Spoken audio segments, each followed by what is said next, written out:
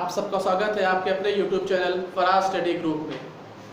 जैसा कि कल के आप लोगों ने पहले लेक्चर में देखा था कि आप लोगों को पाइथागोरस थ्योरम के पहले लेक्चर के बारे में बताया गया था, उसका प्रूफ आपको बताया गया था। आज आपको उससे रिलेटेड क्वेश्चन करवाए जाएंगे। उससे पहले आज CBSE बोर्ड का क्लास 12 का भी रिजल्ट निकला है, उसमें जितने बच्चे भी अच्छे नंबर से पास हुए उनको बहुत बहुत शुभकामना। चलिए आज अपना क्लास कंटिन्यू करते हैं। तो आज आपसे कहा गया था कि आपको क्वेश्चंस करवाए जाएंगे इस पाइथागोरस थ्योरम से रिलेटेड। तो देखिए पहला क्वेश्चन आपका है कि अगर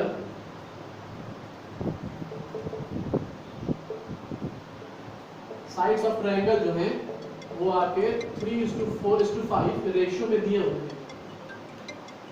साइड्स ऑफ ट्रायंगल जो है 3:5 रेशियो में दिए हुए हैं। आपको ये प्रूव करना है कि ये ट्रायंगल एक राइट एंगल ट्रायंगल होता है। ठीक है,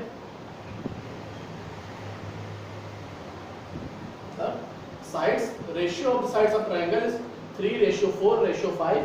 You have to prove that this triangle is a right angle triangle. See, जाहिर सी बात है तीन उसमें साइड्स होंगे।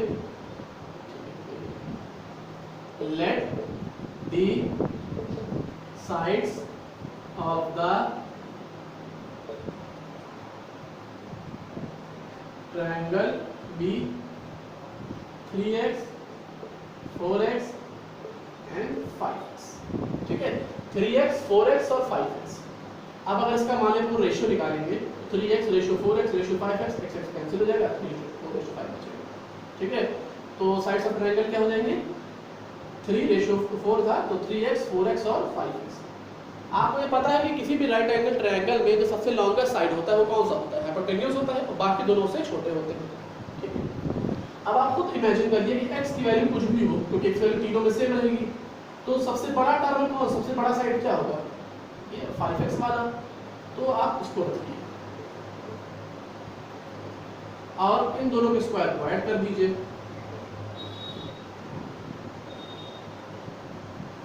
ये कितना आ गया 25x² और ये है 9x² plus 16x²। 9x² plus 16x² कितना होता है 25x², यानी आपका ये ट्रायंगल राइट एंगल ट्रायंगल होगा। प्रूव आपको इसमें इतना ही करना था कि ये ट्रायंगल का रेशियो दिया हुआ था 3:4:5, वो ट्रायंगल एक राइट एंगल है कि नहीं है। ठीक है, तो ये होगा कि let the sides of the triangle be 3x 4x and 5x। अब आपने इसको लगाया है Pythagoras theorem, 5x² = 3x² + 4x² तो 25² = 9x² + 16x², दोनों साइड बराबर आ रहा है। RHS = LHS।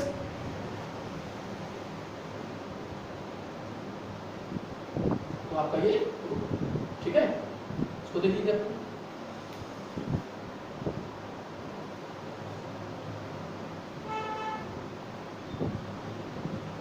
इसी तरीके के बेसिकली आपको क्वेश्चन पाइथागोरस थ्योरम में पूछे जाते हैं। ठीक है, अब इसमें एक क्वेश्चन आएगा कि दो पोल लिए हुए हैं, उनकी हाइट दी हुई है, उनके बेस में डिफरेंस है, उनके टॉप्स के बीच का डिस्टेंस आपने निकालना। अगला क्वेश्चन इसी के बेस पे है, उसी के बीच में। तो ये आपका साइड रेशियो इसी तरह भी पूछ सकता है, हो सकता है दो साइड्स के बीच में रेशियो दे दे और तीसरे साइड का लेंथ दे दे। ठीक है, वैसे भी क्वेश्चन भी आपको लगवाए जाएंगे, ये देख लीजिए आपको। ठीक है,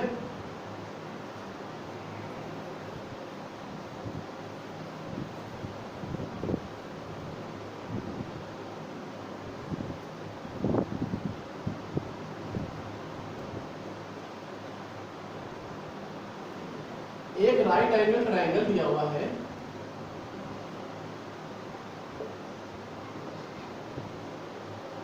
उसमें हाइपोटेन्यूज की लेंथ 20 सेंटीमीटर दी हुई है और AB ratio BC is given as 4 ratio. जाहिर सी बात आपको दोनों साइड निकालनी होंगी। ठीक है, हाइपोटेन्यूज की आपको लेंथ दी हुई, जैसे पिछला क्वेश्चन क्या था कि तीनों का रेशियो दिया हुआ था, आपको प्रूव करना था। अब यहाँ को ये बता दिया गया कि ये राइट एंगल है, हाइपोटेन्यूज की लेंथ दे दी गई है और बाकी दोनों साइड्स का रेशियो दे दिया गया है। ठीक है, आपको पता है AC² will equal to AB² plus BC²। AC की वैल्यू क्या दी हुई है 20 का होल स्क्वायर, AB को हम क्या मान लेंगे 4x और BC को क्या मानेंगे 3x। अब देखिए यहाँ पे क्या होगा, जब दिया होगा 4:3, तो 4 हमने AB की वैल्यू 4x कैसे लिख ली, क्योंकि जो 4 है वो AB का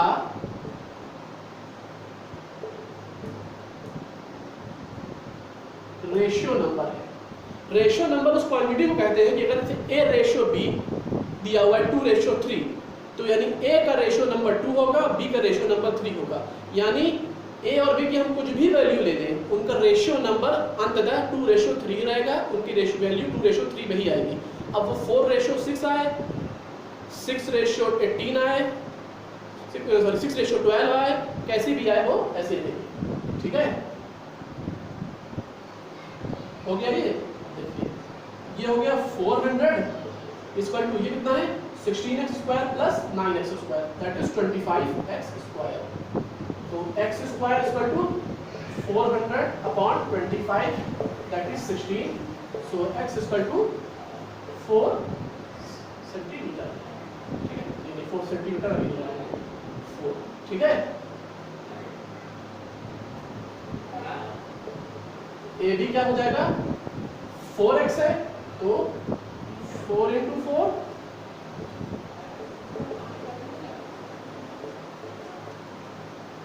16 सेंटीमीटर और 12 सेंटीमीटर। ये आप लोग का क्वेश्चन था। ठीक है, देखिए इसको फिर अपना कराया था। और ये टॉपिक आप लोग की ट्रिग्नोमेट्री कल से शुरू की जाएगी। ठीक है,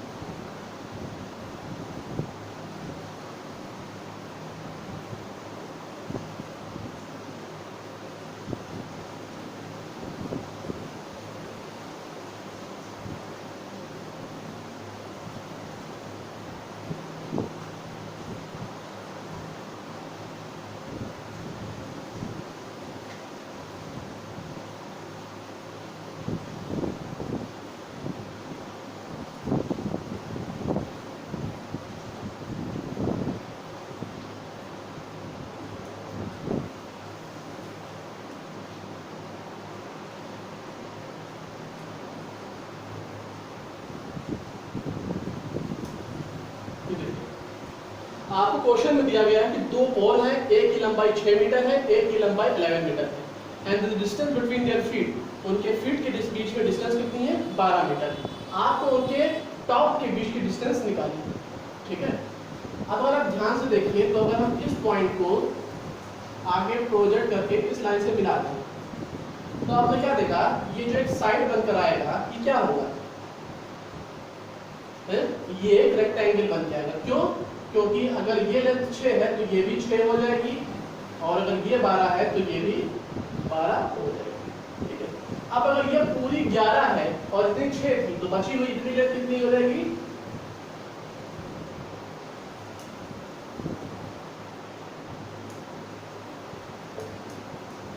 कितनी लेंथ हो जाएगी 5 मीटर। ठीक है, अब आपके पास ये 12 दिया हुआ है, ये 5 दिया हुआ है। आपको मैंने कल एक टॉपिक बताई थी कि पाइथागोरियन ट्रिपलेट्स क्या होते हैं, उसमें आपको बताया था कि 5, 12 और तीसरा नंबर क्या होता है, उसके ट्रिपलेट में 13, यानी ज़्यादा से इसका आंसर 13 ही होगा। आप उसको देख लीजिए। अब आप उसको मेरे को कर दिए mention A B C D। ठीक है, तो AC स्क्वायर क्या हो जाएगा, AB square plus BC square. AC square क्या हो जाएगा, AB क्या है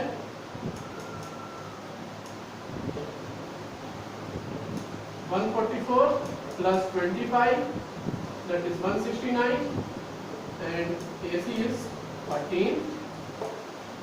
ठीक है, यानी AB की AC की लेंथ कितनी हो जाएगी 13 सेंटीमीटर। यानी दो पोल्स जिनकी बीच में जिनकी लंबाई 6 मीटर और 11 मीटर थी और उनकी टॉप्स उनकी फीट के बीच में डिस्टेंस 12 मीटर थी, आपको उनके टॉप्स के बीच की डिस्टेंस निकालनी थी, तो वो आपने कितनी निकाली है? 13। ओके,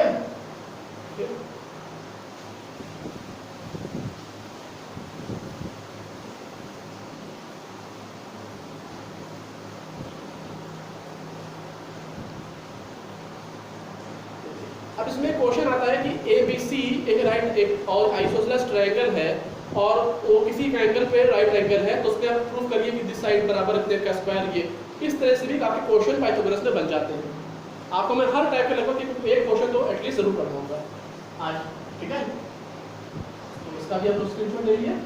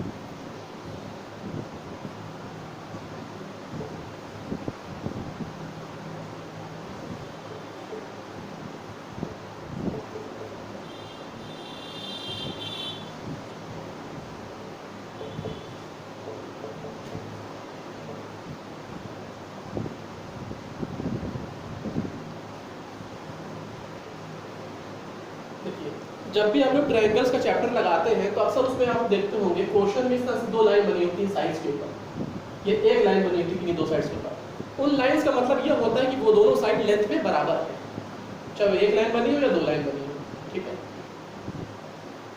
इसका मतलब ये हुआ कि this triangle ABC is an isosceles triangle right angled at C, यानी ABC एक आइसोसेलेस ट्रायंगल है जिसमें भी C पे 90 डिग्री बना हुआ है, यानी AC बराबर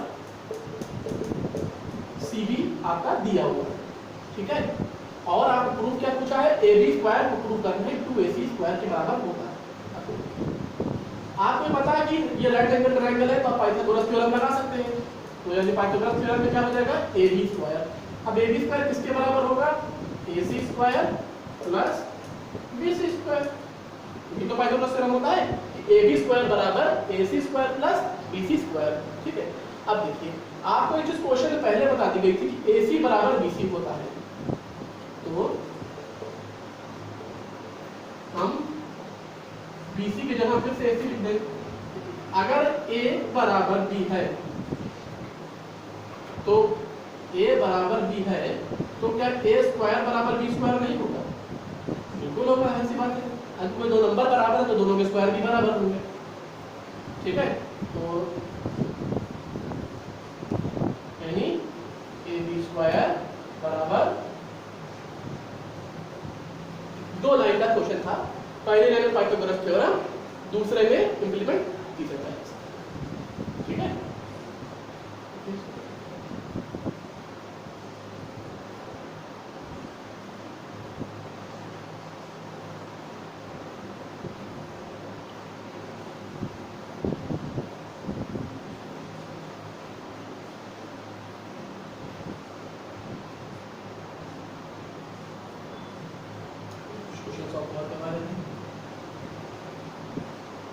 ये देखिए, इसमें क्या पूछा था कि AB स्क्वायर प्रूव करना है कि 2AC स्क्वायर के बराबर होता है और AC बराबर BC दिया हुआ था। अब आपने पहले पाइथागोरस थ्योरम लिखा, उसके बाद फिर जो दिया हुआ था गिवन वो इंप्लीमेंट करके आंसर सीधे लिखा, ठीक है?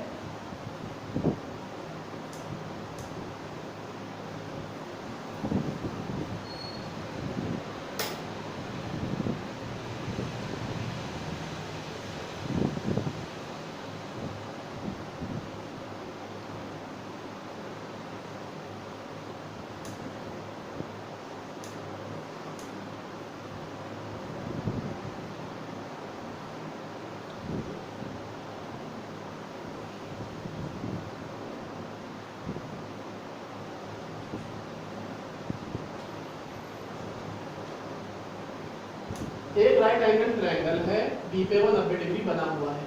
उसका कह रहा है कि उसका हाइपोटेन्यूज उसके शॉर्टेस्ट साइड से, अगर शॉर्टेस्ट साइड ये है, इसको हमने अगर x माना है, तो ये कितना मोर है, 6 मोर देन ट्वाइस ये। अगर शॉर्टेस्ट साइड x दिया हुआ है तो हाइपोटेन्यूज कितना दिया हुआ है, twice more than 6 more than twice the shortest side. और जो तीसरा साइड है वो क्या दिया हुआ है, 2 मीटर लेस देन हाइपोटेन्यूज। ठीक है, जाहिर सी बात आपको तीनों साइड्स निकालने हैं। AC स्क्वायर बराबर AB square plus BC square, Pythagoras theorem. AC side क्या, AC क्या दिया हुआ है, AB क्या है,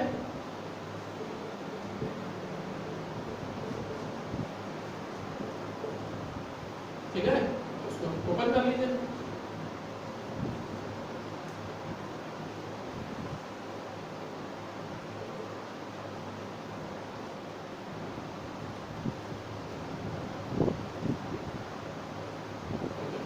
यहां से ये कटा,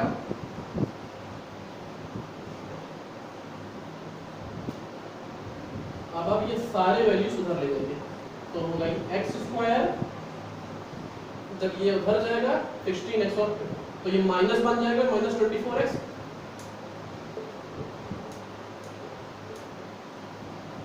और ये उधर जाएगा तो 16 माइनस 36। ठीक है,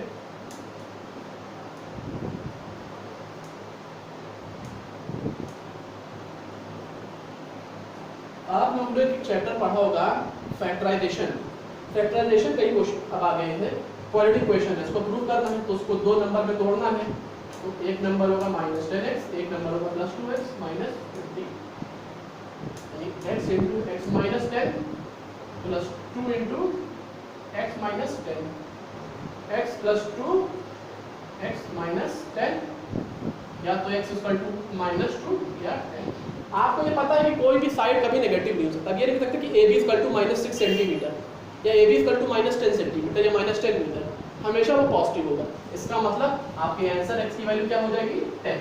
तो यानी ये साइड कितनी हो गई, 10 दूनी 20 10 6 26, ये 10 और ये 24। आपको एक और पाइथागोरस ट्रिपलेट मिल गया, 24 10 और 26।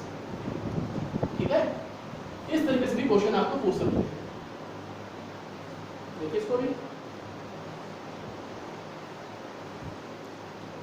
सीरीज पाइथागोरस थ्योरम से ज्यादा सवाल नहीं आते, एक सवाल आ जाता है, एक आध सवाल, क्योंकि इसका इम्प्लीकेशन अगले चैप्टर में ट्रिग्नोमेट्री में काफी होने वाला है, इसलिए अपनी चैप्टर पहले पढ़ा दिया गया है। क्योंकि हो सकता है कुछ लोगों ने नहीं पढ़ा पाइथागोरस थ्योरम, तो समझ सकते हैं। ठीक है, हो गया एक दो सवाल और, इसके बाद फिर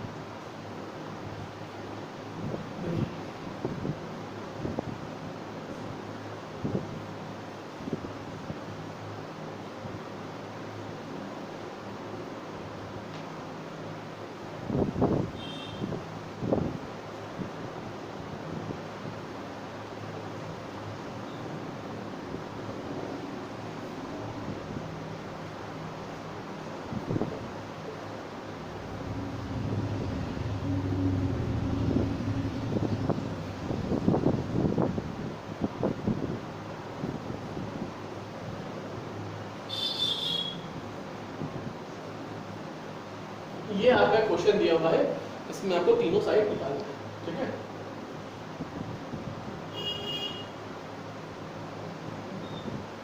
जाहिर सी बात इसमें भी आप अपना पाइथागोरस थ्योरम लगाएंगे, तो यानी AC स्क्वायर बराबर AB square plus BC square. AC square क्या है, x प्लस 1 का होल स्क्वायर बराबर ए बी क्या है x का स्क्वायर प्लस x माइनस 7 का स्क्वायर, ये हो जाएगा x square plus 2x plus 1 equal to x square plus x square minus 2x plus 1, x square cancel, 1 और 1 कैंसिल, तो ये 2x उधर ले आए तो ये हो जाएगा 4x equal to x square, यही होगा कुछ और हो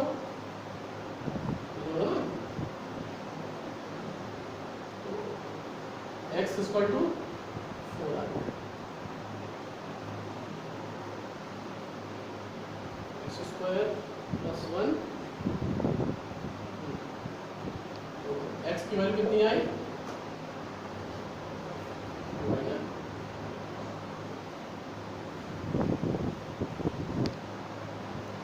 वो गलती हो गई थी, मिटा दिया इसको, ये 7 था, ये हो जाएगा x square minus 14x plus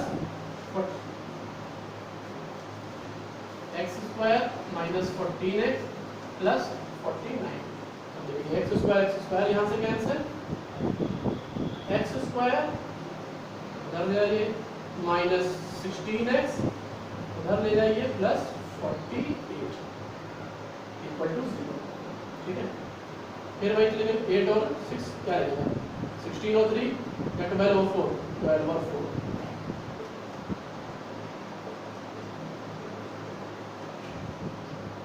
ठीक है।